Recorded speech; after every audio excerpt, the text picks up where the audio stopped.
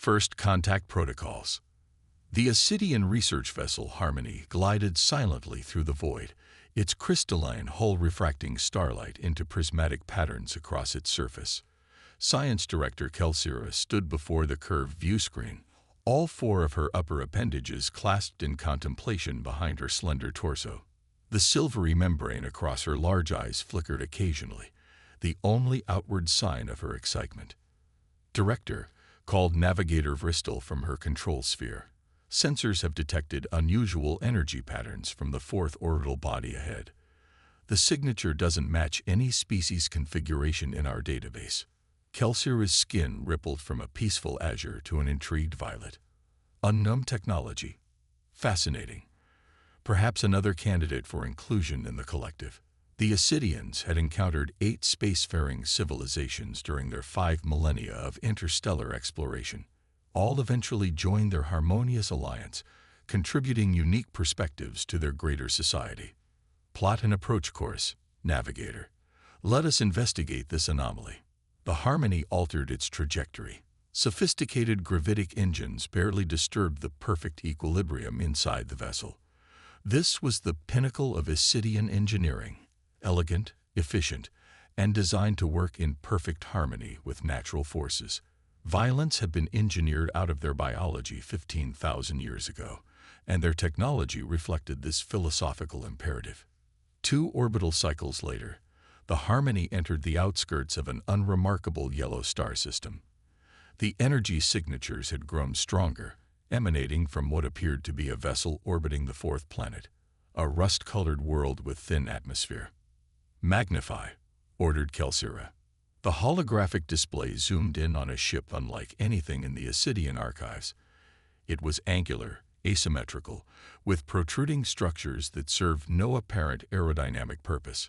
Most disturbing were the obvious weapon emplacements dotting its hull like blemishes on otherwise smooth skin. A warship, whispered Chief Biologist Marine, her skin paling to a ghostly white. We haven't encountered a militaristic species in over 3,000 years. Perhaps we're misinterpreting, Kelsira suggested, though her own skin had taken on an anxious green tinge. Let's observe before making contact. Chief Analyst Torin, begin passive scans. The Harmony maintained its distance, sophisticated sensors probing the alien vessel without detection. With each passing moment, the crew's discomfort grew. Director, Torin's voice trembled slightly. I've compiled the preliminary analysis. You should see this immediately. The holographic display filled with schematics of the alien vessel. Torin highlighted various systems as he spoke. Their ship defies rational design principles. Look here, they've included redundant systems throughout the entire vessel. Triple backup life support, decentralized power cores, manual overrides for every automated function. Torin's skin had turned a deep purple of confusion. It's as if they expect catastrophic failure at any moment. Perhaps their technology is primitive, suggested Navigator Vristel. No, Torin replied. Many systems show remarkable sophistication, but they've designed everything to continue functioning under conditions that would. He paused. That would kill any rational crew. Kelsira studied the schematics carefully. These compartmentalized sections, blast shields, Torin said. The entire ship can seal off damaged areas while maintaining functionality. And these, he highlighted numerous small chambers distributed throughout the vessel, appear to be emergency medical facilities. They expect casualties. They designed their ships assuming crew members will be injured or killed, Marine whispered. The bridge fell silent as the implications settled over them. The Ascidians, like all advanced species they'd encountered, had developed spaceflight as a natural extension of their evolution, a peaceful expansion into the stars. This species had apparently developed spaceflight as a continuation of conflict. Their power systems are most concerning, Torin continued. They utilize an antimatter reactor as primary power, but maintain separate fusion reactors and chemical energy stores as backups. The inefficiency is staggering, but he paused. They could sustain critical functions after losing 2/3 of their power capacity. "What species builds this way?" asked Navigator Fristil. "One that expects to be attacked," Kelsira replied softly. "One that prioritizes survival over efficiency." Director called Communications Officer Gerald. "We're detecting transmission bursts from the vessel. They appear to be sending data packages to locations beyond the system's edge. Can you decode them?" "Working on it now. Their encryption is unusual. It changes constantly." The room's atmosphere grew tenser. Every revelation about this unknown species painted a more disturbing picture. "I've managed to access their biological data," Marion announced suddenly. "They call themselves humans, and Director, they're endothermic carbon-based omnivores with an extraordinary tolerance for environmental extremes." The display shifted to show anatomical diagrams of the human form. Bipedal, symmetrical, unremarkable at first glance.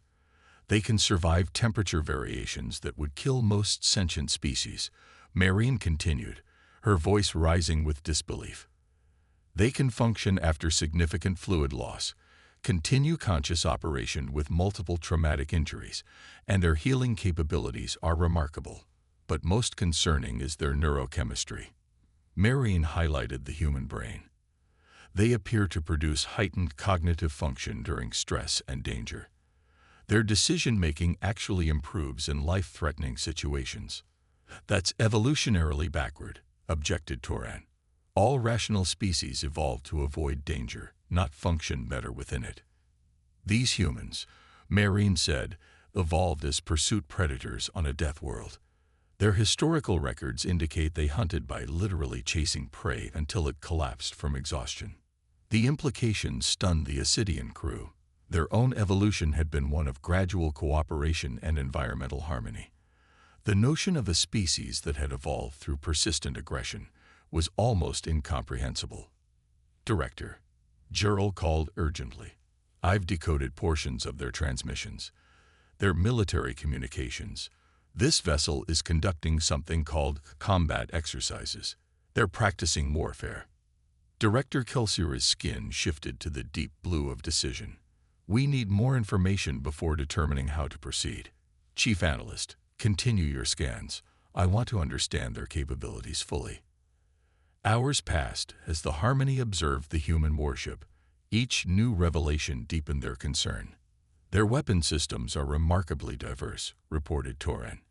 "Energy weapons, projectile launchers, and these. They appear to be missiles with thermonuclear warheads. They would use nuclear weapons in space." Kelsira couldn't hide her horror.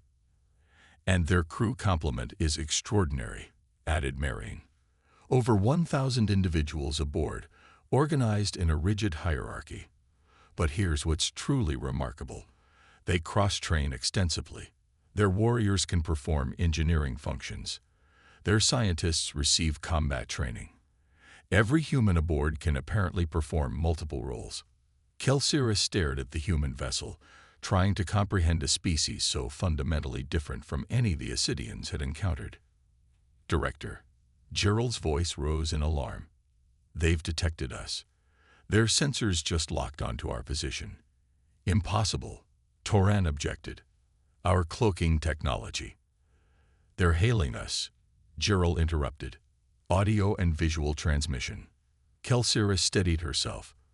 First contact protocols were clear, but they'd never been designed for a situation like this. "Put them through," main display. The holographic screen flickered, then resolved into the image of a human. The creature stood straight-backed, dressed in a dark uniform adorned with symbolic markings. Its skin was a tanned hue, its face dominated by forward-facing eyes that bored into Kelsira with unsettling intensity. "Unknown vessel," the human spoke, its voice carrying a tone that sent instinctive warning signals through Kelsira's nervous system. "This is Captain Marcus Reynolds of the United Earth Alliance vessel Defiant. You have been observing us for the past 4 hours. Identify yourself and state your intentions." Kelsira noted the name of their ship with a chill. Defiant. Their very identity was defined by resistance. "I am Science Director Kelsira of the Ascidian research vessel Harmony," she replied. forcing calm into her voice. "We are peaceful explorers seeking contact with new civilizations." The human's expression didn't change, but Kelsira noticed subtle shifts in its posture, a tensing, a readiness. Unlike the Ascidians, whose emotional states were displayed clearly through skin color, these humans concealed their intentions, another evolutionary trait for a predator species. Peaceful explorers who cloak their vessels and conduct detailed scans of military ships. The human's lips pulled back slightly, revealing blunt teeth. "You understand why that might seem contradictory, Director Kelsira." Before Kelsira could respond, another alarm sounded on the Harmony's bridge. "Director." Navigator Verstil's voice was tight with fear. "Two more human vessels just appeared at the system's edge. They're moving toward our position at high acceleration." On the display, Captain Reynolds' expression shifted slightly. "It seems we have much to discuss, Director. I suggest you power down your scanning equipment and prepare to receive a delegation from the Defiant. We are very interested in learning more about your Ascidian collective." As the transmission ended, Kelsira turned to her crew. Their skin colors unanimously shifted to the pale yellow of fear. "They were waiting for us," whispered Toran. "Those ships didn't just arrive. They were positioned to cut off our retreat. They let us scan them," Marine realized aloud. "They wanted us to see their capabilities." Kelsira stared at the human warship through the viewport. For the first time in her long career of peaceful exploration, she felt genuine fear, not just for herself, but for the Ascidian collective. They had encountered something unprecedented. A species that had taken the crucible of evolution and emerged not with cooperation, but with organized aggression as their defining trait. "Prepare for contact," she ordered quietly, "and transmit everything we've learned to collective command. Mark it highest priority." As the human delegation prepared to board, Kelsira couldn't shake the feeling that the galaxy had suddenly become a much more dangerous place. The paradigm shift. The human delegation stood in the Harmony's reception chamber, a study in controlled power. Captain Marcus Reynolds was flanked by 4 officers, each standing with the same alert posture that suggested they could spring into action at any moment. Despite the Ascidians' superior numbers, 12 crew members present, Kelsira couldn't shake the sensation that they were somehow outmatched. "Your ship is quite remarkable," Captain Reynolds said, his eyes taking in the crystalline architecture and flowing design of the chamber. "I've never seen anything quite like it." "Thank you, Captain," Kelsira replied, her skin maintaining the carefully neutral blue. "We've spent millennia perfecting our designs for maximum harmony and efficiency." "Harmony," Reynolds repeated the word thoughtfully. "An interesting priority for spacecraft design." The human behind him, introduced as Commander Leila Chen, security officer, seemed to be scanning every detail of the room, her gaze methodically cataloging potential threats and escape routes. The behavior was deeply unsettling to the Ascidian crew, who had never evolved such instincts. "Perhaps we should discuss why you were observing our vessel," Reynolds continued, bringing the conversation directly to its purpose with a directness that bordered on aggression in Ascidian culture. "As I mentioned, we are explorers," Kelsira said. "When we detected unusual energy signatures, we investigated, as is our custom when encountering new species." "And what did you learn from your scans?" There was something predatory in the way he asked the question, as though testing whether they would lie. Kelsira hesitated, then decided honesty was the only viable approach. "We learned that your species approaches spaceflight very differently than any we have encountered before." "Different how?" "Your vessels are designed for conflict," Toran interjected, unable to contain his scientific curiosity despite the tension. "Multiple redundancies, compartmentalized systems, distributed command functions, all optimized for sustaining damage while maintaining operational capability." Instead of denying this assessment, Captain Reynolds smiled slightly. "You sound surprised." "We are," Kelsira admitted. "The development of interstellar travel typically coincides with the achievement of species-wide peace. War becomes evolutionarily disadvantageous Once a certain technological threshold is reached, a sound emerged from one of the humans, a short, sharp exhalation that Kelsira would later learn was called a laugh. "I assure you," Reynolds said, "that humanity has found war to be quite evolutionarily advantageous throughout our history." The casual way he stated this sent ripples of color across the skin of the Ascidian crew, flashes of alarm, confusion, and fear. "You speak of war as something positive," Marine said, her scientific detachment momentarily breaking. "How can organized violence be beneficial to a species?" Reynolds exchanged glances with his officers. "Your species has never known war. The Ascidian collective evolved beyond conflict 12,000 years ago," Kelsira explained. "We found cooperation to be more efficient than competition." "Interesting," Reynolds said in a tone suggesting the opposite. "Human history has been shaped by conflict. It drives our innovation, tests our adaptability, and yes, strengthens our species. The weak fail, the strong survive, and pass on their traits." The Ascidian crew's skin collectively paled to a ghostly white.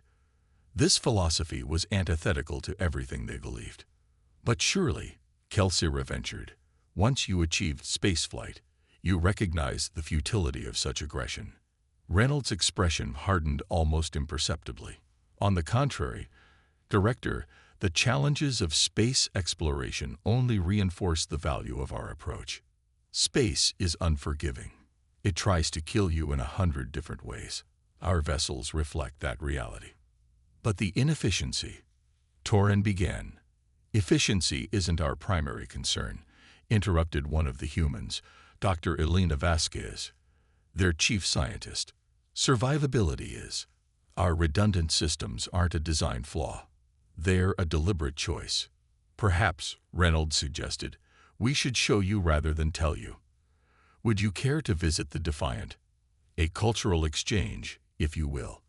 Kelsira considered the invitation, skin shifting through various colors of uncertainty. Protocol suggested caution, but curiosity, that driving force of all scientific minds. "One out. We would be honored, Captain." The trip to the human vessel was brief but tense. 6 Ascidian officers accompanied Kelsira aboard a human shuttle that seemed unnecessarily armored and equipped for combat operations rather than diplomatic transport. As they approached the Defiant, Kelsira was struck by how much more imposing it appeared up close. Weapon systems previously identified in scans were now clearly visible: railgun turrets, missile pods, point defense lasers. The shuttle bay they entered was bustling with activity. Humans in various uniforms moving with purpose, conducting maintenance on smaller craft that were unmistakably designed for combat. "Welcome aboard the UEA Defiant," Reynolds said as they disembarked. "One of Earth's latest frontier exploration vessels." "This is an exploration vessel." Marine couldn't hide her disbelief. "Of course," Reynolds replied. "The frontier is dangerous. We explore prepared for whatever we might encounter." The tour that followed only deepened the Ascidians' cultural shock. Every aspect of the ship reflected the humans' evolutionary history as predators. The bridge was a hardened command center with multiple backup systems. The engineering section contained 3 separate reactor systems that could operate independently. Even the crew quarters were designed with emergency protocols in mind. Most disturbing was what Reynolds called the Combat Information Center, a dedicated facility for coordinating military operations. The room featured holographic displays showing tactical information and simulations of various combat scenarios. "You train constantly for war," Kelsira observed, unable to keep the distress from affecting her skin color. "We train for survival," Reynolds corrected. "The universe is indifferent to our existence. We've learned not to take our continued survival for granted." As they continued their tour, an alarm suddenly blared throughout the ship. Red lights pulsed along corridors, and human crew members who had been walking calmly moments before burst into coordinated action. "Captain to the bridge," a voice announced over the communication system. "Unidentified vessels on approach vector. Hostile intent confirmed." Reynolds' demeanor changed instantly. The polite diplomatic facade fell away, replaced by something predatory and focused. It seems our tour will have to wait. Director, please accompany me to the bridge. Your vessel may be in danger as well. The Ascidian delegation followed Reynolds through corridors, now filled with humans rushing to battle stations. On the bridge, a tactical officer reported, 3 vessels, unknown configuration. They've already disabled a mining outpost in the outer system. Approaching at high speed, weapons hot. Pirates, Reynolds said grimly. They've been hitting isolated outposts throughout this sector. Now we know why. He turned to Kelsira. They were tracking your vessel. Likely saw it as unfamiliar technology, valuable salvage. But our cloaking technology, Torin began, is impressive but not infallible, Reynolds interrupted, especially to those specifically looking for the energy signatures of advanced tech. What do we do? Kelsira asked, her skin cycling through colors of fear and confusion. The question seemed to amuse Reynolds. We fight, of course. Commander Chen, battle stations. Alert the resolute and vigilant to form defensive perimeter around the Ascidian vessel. Kelsira watched in horrified fascination as the humans transformed before her eyes. Their movements became quicker, more precise. Their voices took on clipped, efficient tones. Even their physiological responses changed. Pupils dilating, respiration increasing. They're actually enjoying this, Marine whispered in shock, her scientific mind still analyzing despite the danger. The tactical display showed the pirate vessels closing rapidly. They were smaller than the Defiant but heavily armed. Open communication channels, Reynolds ordered. When the screen flickered to life, it showed a harsh-featured alien with mottled skin and cybernetic implants. Well, the pirate leader sneered. Earth military and some new species we've never seen. 2 prizes for the price of 1. This is Captain Reynolds of the UEA Defiant. You are ordered to power down your weapons and prepare to be boarded. This system is under Earth protection. The pirate laughed. Your arrogance is amusing, human. We outnumber you. Last warning, Reynolds said calmly. The pirate cut the transmission. Immediately, Reynolds turned to his tactical officer. Target their propulsion systems. Disable, don't destroy. We want prisoners for interrogation. What followed was unlike anything the Ascidians had ever witnessed. The Defiant moved with surprising agility for its size, maneuvering to put itself between the pirates and the Harmony. The other human vessels took flanking positions, creating a perfect defensive formation. The pirates fired first, energy weapons lashing out across the void. The Defiant took multiple hits, but its advanced shields absorbed most of the energy. Return fire, Reynolds ordered. Surgical strikes only. The Defiant's weapon systems came alive, rail guns accelerating projectiles to relativistic speeds, energy weapons targeting with precision. One pirate vessel's engines exploded in silent fury. Another lost weapons capability. The third attempted to flee but was quickly disabled by the flanking human vessels. The entire engagement lasted less than 5 minutes. Targets neutralized, reported the tactical officer. Minimal damage to our systems. No casualties. Reynolds turned to the astonished Ascidian delegation. Now you understand why we design our ships the way we do. Before Kelsira could respond, a massive explosion rocked the Defiant. Emergency lights flashed, and damage reports flooded in. The lead pirate vessel self-destructed.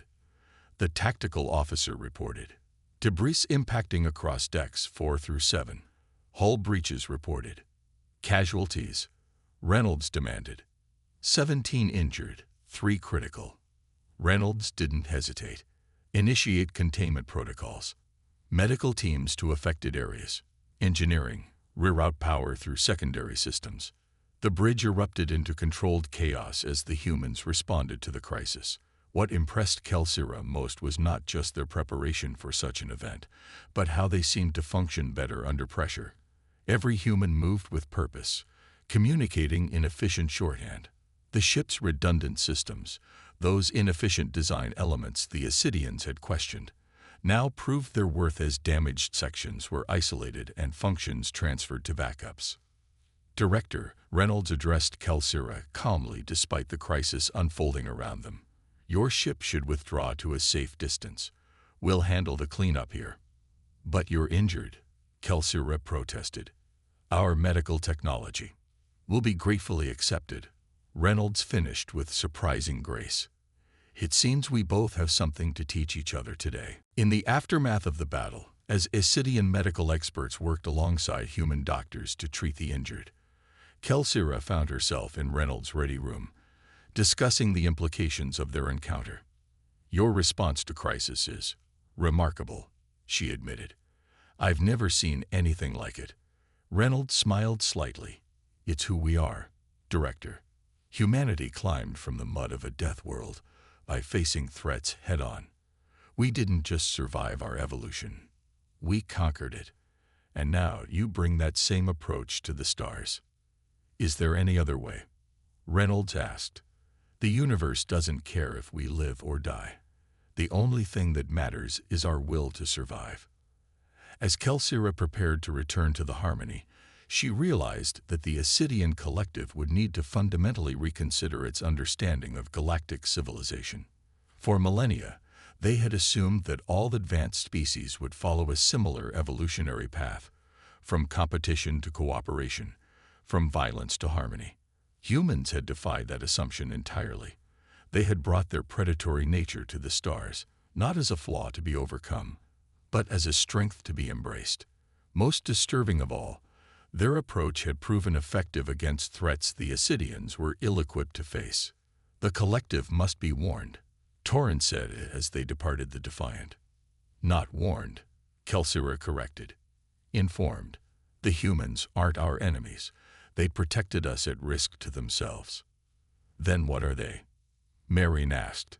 Kelsira watched as the human vessel grew smaller in their view screen, its angular, battle-ready form a stark contrast to the Harmony's elegant crystalline structure. There's something new, she said finally. Something the galaxy hasn't seen before. And I suspect the universe will never be quite the same now that they've arrived.